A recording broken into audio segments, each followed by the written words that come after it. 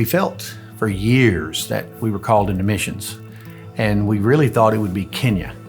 And when we got ready to start moving to Kenya, we found out we were gonna have a baby. And so that kind of slowed it down. And the next time we got ready to go to Kenya, I found out I was diabetic. And so that slowed it down.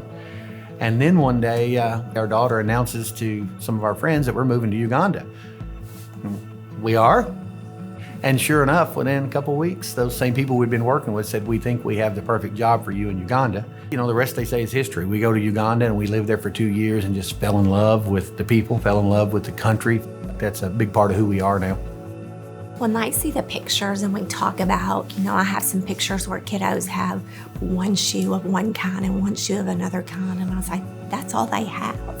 Or say, you know, here school is free, but there you gotta pay to school, go to school. You have to have a uniform and you only have one and you wear it all week. Because of the lack of water, you wash it on Saturdays, so you wear it all. That hits home for them. One of the teachers said, what can we do? How much is a tank? What does it involve? Because I had no idea. But she said, we want to help. And so it kind of started as a 5th grade process. And then everybody jumped on board and they wanted to help. And so they started doing fundraisers, volleyball games, and all kinds of things like that. It's amazing, the trickle effect. 3rd grade classes at STEAM, they raised money and got to buy 4 goats for children who don't have anything. They started making books and they made 25 to 30. And they had made ABC books and color books, and it all had the words in English so that they could start learning English. One of the sweetest moments, we had just announced kind of where we were with our money, and we just threw out a number, $1,000, just to say we never dreamed that we would get there. But we had just announced, and a little boy, I saw him over in the corner in the library on the ground. A little bit later, I got a knock on my door, and it came with this just handful of dollar bills.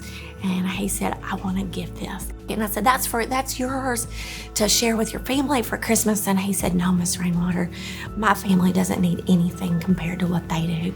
And I want to give this. Will you take it? When 420 something kids all go together to change the lives of kids around the world, that's a big mama moment for me, you know, proud.